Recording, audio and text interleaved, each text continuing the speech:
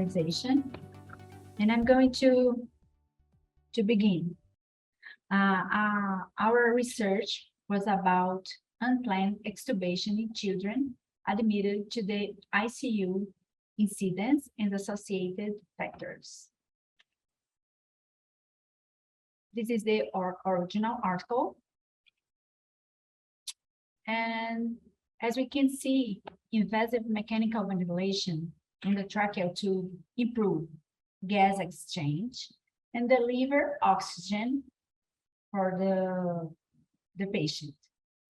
And these increase a survival rate.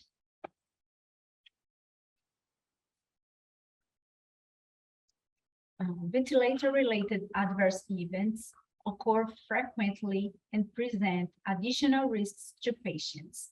Ventura, this author, says that unplanned extubation is one of the most commonly reported adverse events in ICUs.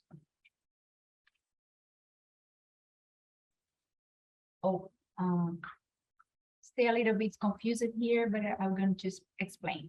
Unplanned extubation, we have three types, okay? Could be accidental, could be mechanical, it can be self-extubation.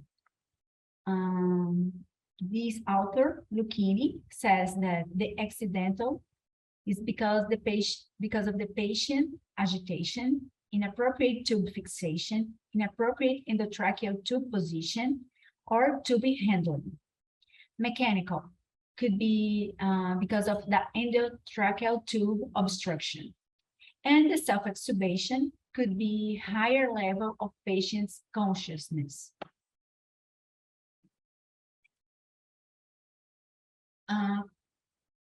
This unplanned extubation is potentially serious adverse event and cause a concern in the care of critically ill patients. Ms. Joane? Yes? We couldn't able to view your next slide. It's on the first page. Okay, and now.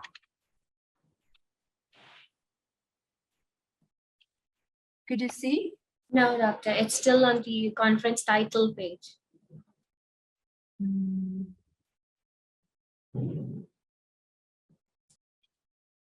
now? Still the same. That's okay? Okay. It's fine, doctor. Fine now, okay. Yeah, okay. So, this author, Matos, he said that is potentially serious adverse event. It's a cause of concern in the care for critically ill patients, like hypoxia, hemodynamic instability, complications of emergency and intubations, bronchoaspiration, airway trauma, arrhythmia, cardiorespiratory arrest, increase in mechanical ventilation time, and increase in a length of stay in ICU, and death.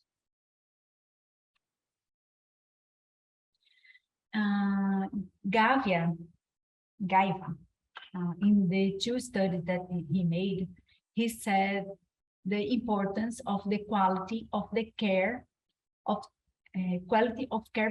patient safety in neonatal and pediatrics ICUs. These adverse events are preventable, and we have a big importance to the nursing team. They are essential. But they need to be trained for it, okay? And they have to be trained to identify the adverse event, create prevention strategies, and minimize adverse events. So the objective of our research was investigate the incidence and risk factors associated with unplanned extubation in infants admitted to the neonatal and pediatrics intensive care unit of a reference teaching hospital. Our methods. The study design was a prospective cohort with quantitative approach. The place. the neonatal and pediatric ICU of a reference teaching hospital here in Recife, Brazil. The population and the sample. All infants admitted on the neonatal and pediatric ICU between May and August of 2013, and infants intubed for ventilatory support. Our data collection was made by structured forms, secondary sources, and daily activity search. The data analysis, we use some softwares, okay, SPSS and Stata. We use simple frequency and percentage. We use main Whitney test, Whisker test, and Poisson regression. And the ethical aspects. We use the resolution here from Brazil from our Ministry of Health, Institutional Ethics Committee, and the Patient Informed Consent document. And we are going to talk about the results. Our study, we count on 134 patients, our sample, right? And these patients made 294 intubations. And for these intubations, 129 was unplanned extubations. And the incidence density for this sample was 10.9 events per events for 100 patients intubated days, okay? These authors, Matos, Meragali, Oliveira, Carvalho, Merkel, they said the good numbers stay between 0.41 to 5.34 events per 100 patients intubed days. So our density was a little bit high. Here we can see the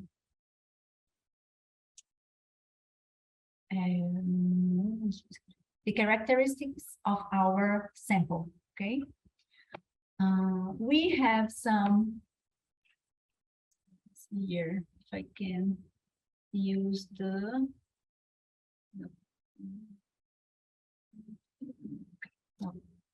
here for age, the first one, gender, we didn't find significant difference, statistically significant difference here for the gender. But when we come for the age, we find from the newborns, the highest rates of unplanned extubation. And for the weight too, the small ones, the more light babies, they have a more incidence of extubation, unplanned extubation. This author, Carvalho, he says that he makes a relation of younger age and weight with unplanned extubation. And why could be the result of this? Short tracheal length, smaller body surface area for tube fixation, and newborns stay intubated for longer periods.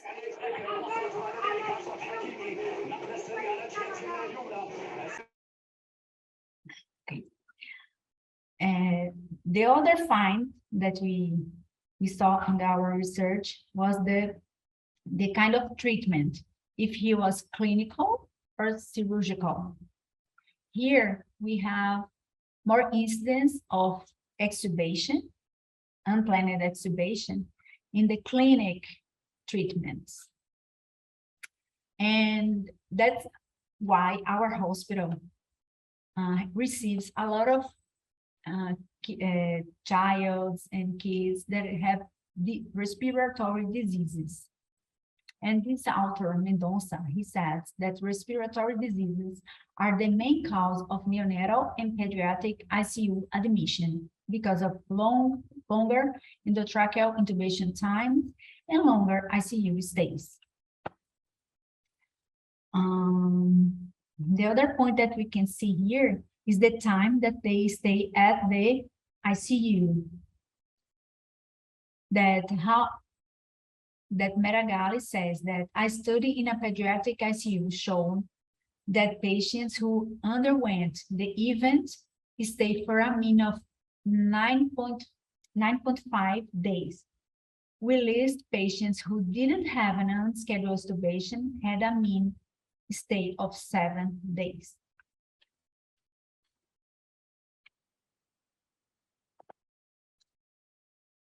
The other findings that we made in our research was about, I'm trying to spotlight, no,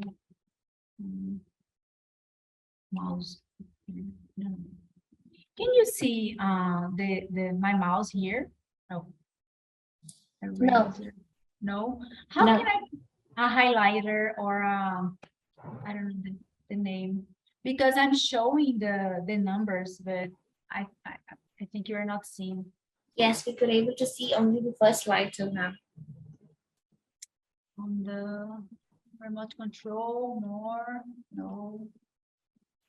You share. Okay, that's nice. That's Okay. Have you tried selecting the slideshow option? yes, I have here on menu, mute, start view, participant chat, new share, no pause, annotate, remote control, and apps. There, I can't find the highlighter. Oh, I think it's here.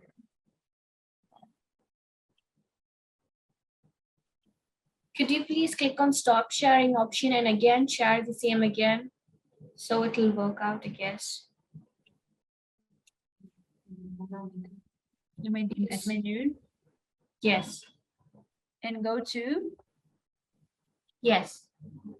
I'm on menu, and what I'm going to share. Oh, just to spotlight? No. Okay, I'm going to continue, okay? I'm sorry. Okay. So, let me see here where I am. The characteristics of the extubations, okay? We found in our sample more extubations for mechanical, okay? And a lot of these accidental extubation was made by suppression of the airways, okay? And this Oliveira, he said that in other students with infants with higher frequency accidental extubation. So this confirms our findings. Talking about the time, the period of the day that happens more these adverse events, we find that the higher frequency was in the morning, right? And Souza, he refers the same thing, higher frequency of producers at the day. When we come with the winning of the ventilation, we can see that the patients that wasn't on the time to do the weaning, here 109 patients was involved in this event of extubation unplanned, but 104 they need the reintubation. Okay, they need to do again the reintubation because that was not the time to get out of the ventilation. So Matos, he said that patients were not capable of spontaneous ventilations after unscheduled extubation. The reintubation rate was more than 80% and was similar what we find here.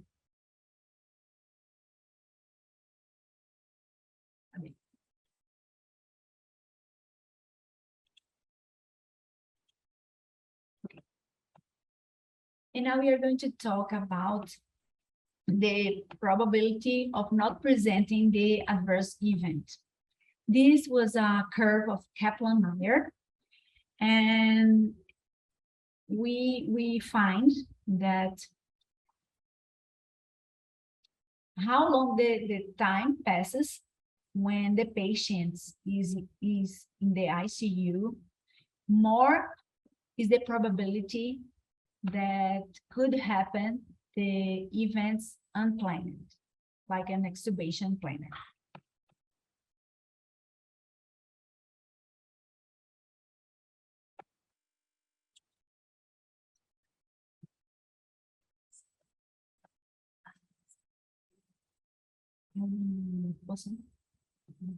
Okay, so this we did here Poisson regression, and we found that the time that the patient was intubated increases the risk for unscheduled, unplanned extubation. Okay, and this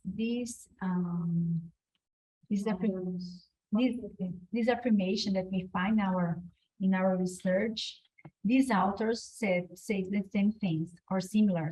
Matos, Merengel, and Carvalho, they say that for each day of intubation, the risk of unplanned extubations increase 2 to 3%.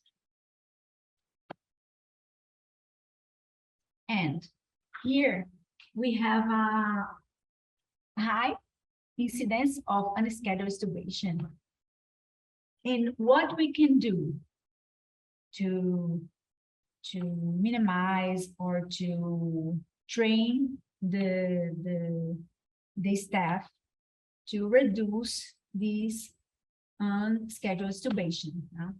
We have multidisciplinary teams with permanent education and build and implement strategies for the reduction of these event occurrence. And Torres, this author, he says that new actions were associated to care in ICU, specific fixation for the endotracheal tube, inclusion of stents to hold the mechanical ventilator circuits, patient care provided by a pair of professionals, training for the performance of airway aspiration, pain control measures, and the start of a minimal handling protocol for a premature and newborns.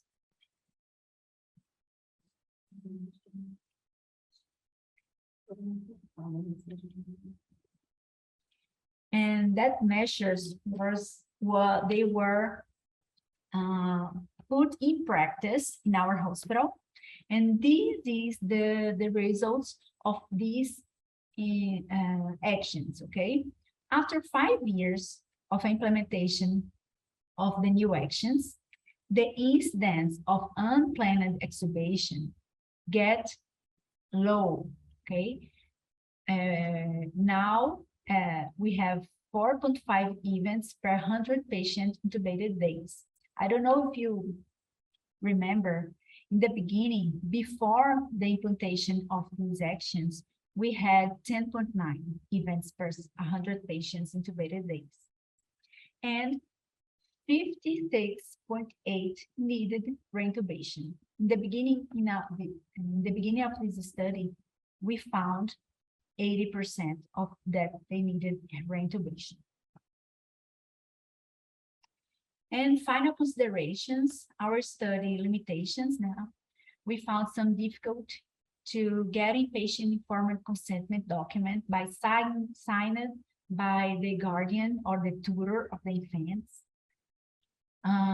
We find some difficulties for secondary secondary data collection, because sometimes we are going to collect the information and they were not complete, and the scanning data in the literature. What we found in our research, that the high incidence of unplanned extubation with our multidisciplinary work teams with care protocols, we can reduce the unplanned extubation occurrence. And finally, that it's our target, the quality of the care of our patients. And this is Maria. She was born at 23 weeks. And today she passes. She was intubated. Probably she has these events, and she's there with a healthy girl and telling the story for everybody, showing the pictures and celebrating the life. This is our references. Thank you. Thank you, Ms. Joane. Any questions for Dr. Joane?